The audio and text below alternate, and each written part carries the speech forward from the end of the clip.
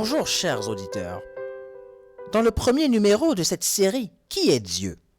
Création et évolution, souvenez-vous, nous avions attesté sans aucune réserve que le monde était l'œuvre de Dieu. Nous avons compris que s'il était difficile de connaître l'identité d'un Dieu invisible, il nous était toutefois possible de percevoir sa personnalité au travers de ses œuvres, de sa création, telle que nous pouvons percevoir la personnalité d'un peintre lorsque nous contemplons ses œuvres. Et ce qui est curieux, c'est que lorsque nous contemplons cette création de Dieu, il nous est possible de dire que Dieu a créé une trinité de trinités, nous permettant alors de percevoir dans le terme Dieu une trinité. C'est là le sujet de ce deuxième numéro de la série Qui est Dieu? Le mystère de la Trinité.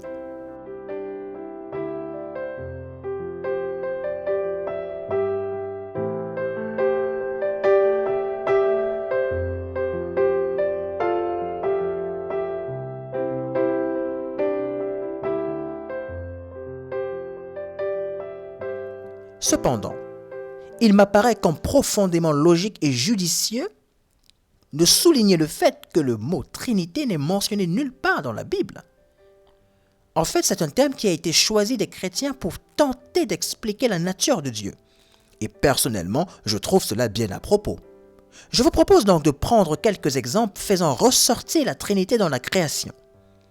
Le premier exemple, Genèse 1:1 dit « Au commencement, Dieu créa les cieux et la terre. » Oui, vous en conviendrez, ce verset nous montre bien que Dieu a créé une trinité, le temps, l'espace et la matière.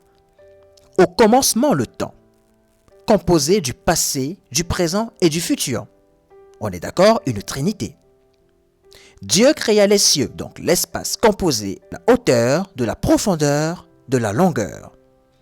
Et il créa aussi la terre, donc la matière, elle aussi composée de 3 états, le liquide, le solide et le gaz. Le deuxième exemple, celui de l'eau. Nous savons que l'état de l'eau varie selon les conditions atmosphériques. Nous avons le solide, le liquide et le gaz. Chaque état de l'eau, c'est de l'eau à part entière. Et pensez-vous que la glace n'est pas de l'eau à part entière parce qu'elle n'est pas liquide? Le troisième exemple, celui de l'homme. 1 Thessaloniciens 5, verset 23 nous dit « Que tout votre être, l'esprit, l'âme et le corps soient conservés irrépréhensibles lors de l'avènement de notre Seigneur Jésus-Christ. » Oui, nous sommes en 3 dimensions. L'esprit, l'âme et le corps. Mon esprit, c'est moi. Mon âme, c'est moi. Et mon corps, c'est moi. De plus, les 3 ensemble, c'est encore moi. Maintenant que nous avons apporté quelques points de comparaison, j'aimerais vous inviter à participer à cet exercice de gymnastique spirituelle sur la personne de Dieu.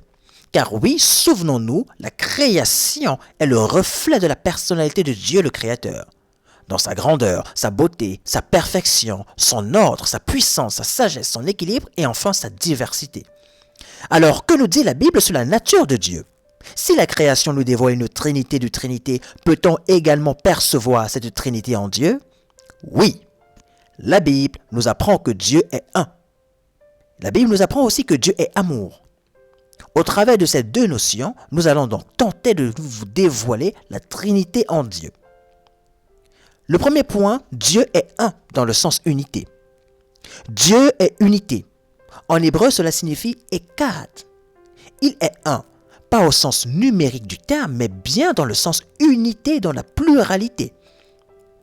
Pour pouvoir parler d'Echad, il faut donc plusieurs personnes. On entend par Echad la qualité de ce qui est un, sans partie, sans division, se manifestant dans la pluralité. Nous avons notamment quelques exemples dans notre vie quotidienne pour essayer d'étayer ce fait très intéressant. Monsieur Martin Lecoq épouse mademoiselle Brigitte Marchand. Les 2 deviennent donc un couple. On parle du couple Lecoq dans le sens d'unité, dans le sens unité dans une pluralité de 2 personnes. Et c'est d'ailleurs ce que reflète Genèse 2:24, comme il est écrit. C'est pourquoi l'homme quittera son père et sa mère et s'attachera à sa femme, et ils deviendront une seule chair. Echad. Oui, le couple Lecoq. Nous ne supposons pas que deux personnes distinctes fusionnent pour devenir un seul être physique, mais qu'elles soient unies par l'esprit, par l'amour, et qu'elles ont le même objectif.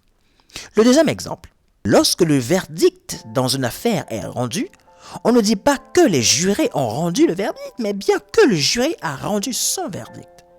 On ne parle donc pas d'une seule personne, mais bien d'un groupe de personnes, et nous retrouvons encore l'unité dans la pluralité des jurés. Le troisième exemple. Une équipe de football est composée, vous en conviendrez, de 11 personnes qui vont participer à un match de football. Mais quand une personne marque un but, le point est attribué à toute l'équipe, car chaque personne représente l'équipe. Et ici également, nous retrouvons l'unité, non pas numérique, mais l'unité dans une pluralité de 11 personnes, telle qu'il est reflété au travers de Genèse 11, 6. Dieu dit ceci de ceux qui construisaient la tour de Babel. Voici, ils forment un seul peuple. Echad. On pourrait dire, voici, ils forment une seule équipe. Echad, une seule équipe de football. En conclusion, mes amis, on comprend qu'au sein de Dieu, il y a plusieurs personnes, sans que cela ne fasse trois dieux, mais un seul Dieu qui est unité. Plusieurs personnes distinctes, indissociables, tel qu'il est écrit dans Deutéronome 6, verset 4. L'Éternel notre Dieu est un seul éternel. Echad. Nous avons donc montré, mes amis, la Trinité dans la nature au travers de la création, de l'eau et de nous-mêmes humains. Puis nous avons enchaîné avec le pluralisme au sein de Dieu, car Dieu est un au sens unité, donc Echad. Maintenant, nous allons remarquer que le caractère principal de Dieu, qui est l'amour, parle aussi de pluralisme.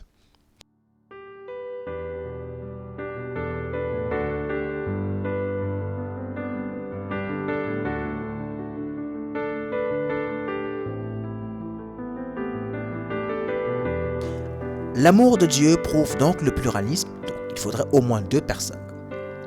1 Jean 4, verset 8 nous dit « Celui qui n'aime pas n'a pas connu Dieu, car Dieu est amour. » Oui, l'expression Dieu est amour signifie que l'amour de Dieu ne dépend pas de facteurs extérieurs pour exister.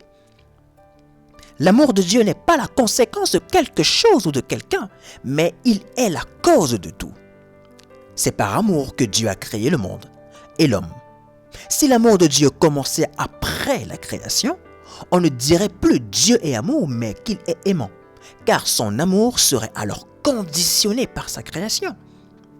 Alors il ne serait pas parfait et finalement pas différent de nous. De plus, si Dieu était un, de l'hébreu Yahid, c'est-à-dire dans le sens numérique du terme, c'est-à-dire une seule personne, alors il ne pourrait pas être amour, car son amour serait conditionné à quelqu'un ou à quelque chose. Donc pour que l'expression Dieu est amour ait un sens, il faut que Dieu soit unité dans une pluralité, Echad comme vu précédemment. À la différence de l'égoïsme, le narcissisme, l'amour requiert au moins deux personnes. Cela signifie qu'avant la création du monde, l'amour régnait déjà au sein de Dieu. Dans Jean 17, verset 24, Jésus l'atteste sans conteste. Père, je veux que là où je suis, ceux que tu m'as donnés soient aussi avec moi, afin qu'ils voient ma gloire, la gloire que tu m'as donnée, parce que tu m'as aimé avant la fondation du monde.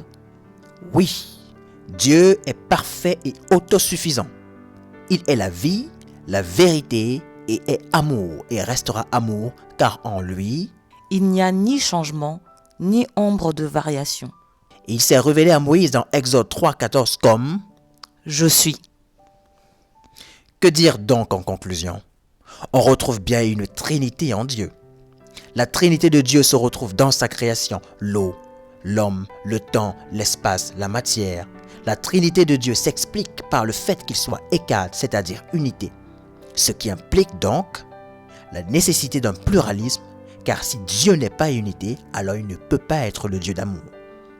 En effet, Genèse 1.1 nous dit « Au commencement, Dieu créa les cieux et la terre. Or, le terme hébreu utilisé est Elohim, le pluriel du mot Eloah, ce qui signifie que Moïse, l'auteur de la Genèse, a employé le terme Dieu au pluriel. Elohim ici veut dire des dieux. Il a employé le terme pluriel et non au singulier tel qu'il est traduit en français. Mais ce qui est curieux, c'est que le verbe créer est quant à lui conjugué à la troisième personne du singulier, créa, au lieu d'être accordé à la troisième personne du pluriel, à savoir créer. Comprenez-vous le parallèle, chers auditeurs? De même que pour le couple marié, le jury ou pour l'équipe de football, nous avons en Dieu une unité dans la pluralité. Et d'ailleurs, lorsque Moïse rapporte les paroles de Dieu, on voit que Dieu parle à la première personne du pluriel, nous. Comme nous le rapporte Genèse 1, 26. Faisons l'homme à notre image et à notre ressemblance. Comme pour signifier que celui qui parle s'inclut lui-même dans un groupe d'artisans. Même son de cloche dans Genèse 3, 22. L'Éternel Dieu dit, voilà que l'homme est devenu comme l'un de nous pour la connaissance du bien et du mal. Maintenant, empêchons-le de tendre la main, de prendre aussi du fruit de l'arbre de vie, d'en manger et de vivre éternellement.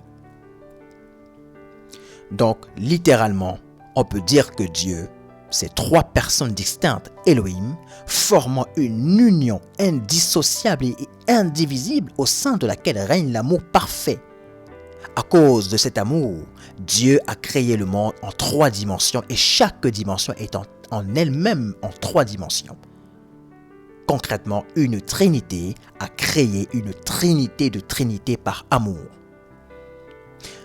Mes amis, par souci de temps, je ne peux malheureusement pas poursuivre cette présentation si alléchante. Mais je vous promets de vous retrouver la semaine prochaine afin de vous présenter les 3 personnes de la Trinité. À très vite et que Dieu vous bénisse.